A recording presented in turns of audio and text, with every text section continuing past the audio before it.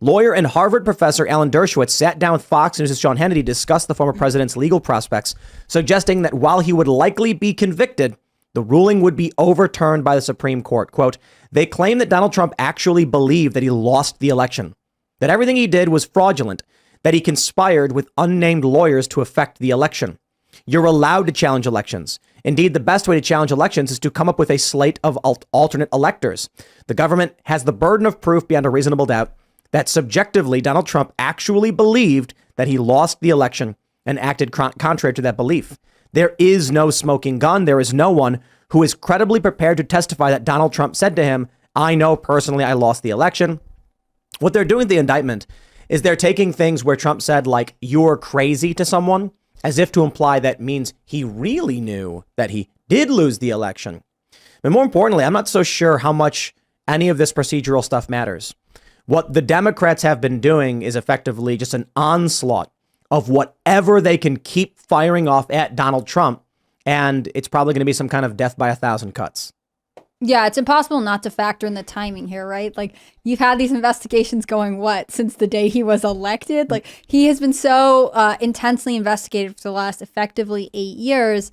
And now, all of a sudden, on the eve of an election, they are ready to prosecute. They have all of these ideas. And in fact, they aren't just going to try it in one court. They're going to try it 3 different times. I mean, it's sort of bizarre. Mike Pence said yesterday, I'm going to wait to review everything. But this is just a distraction from the real issues. He threw Trump under the bus. He threw him under the bus. And he's not even, at last I checked, he didn't even qualify for the debates, right? Like, I think this shows you how intensely influential the Trump campaign is, that they are timing federal investigations to try and throw off his campaign. I mean, this is one of the things that comes up. When are they going to have these trials, right? Will it keep him from basically campaigning and being with people? And instead it'll be in the headlines where, they're going to restrict media access to the court. There are going to be all these issues just to try to slow him down, and nothing is working. Yeah, it's like the same old tired trope. They tried this with Russia, when you kind of bog them down over and over again, and now they're continuing. I don't know at what point will they pull a different play of their playbook. I'm a little concerned. He is straddling the line, like kind of JFK-ish. Like, at what point does he hop over the line to where the deep state does something? I don't know. And what are they going to do? I don't know.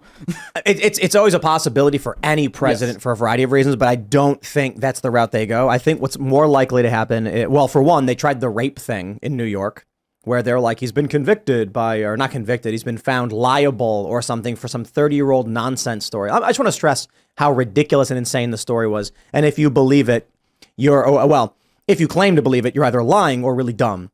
That Trump went into what was the department store? Like this Bergdorf Goodman, right? Yeah. This massive department store. And for some reason, nobody was anywhere.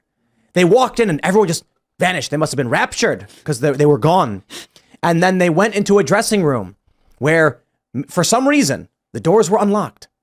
And then they went inside, did the deed, and left, and no one noticed. No one noticed.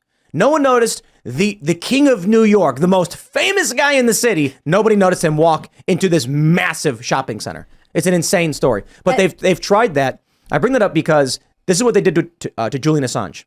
They made this ridiculous fake story about, first it was like a condom broke and then molestation. Then the media reports it as rape, which is all a lie. Then they throw it all out and say, yeah, that's nonsense. We don't care about that anymore. Now they're going after him for espionage, which is also nonsense.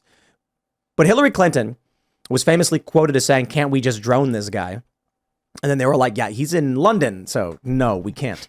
But this is typically what they try to do to people outside of Western nations. Inside, they've changed strategies. They don't want to make a martyr of these people. So what do? They accuse Julian Assange of being a rapist so that it sounds really, really awful historically and in the press.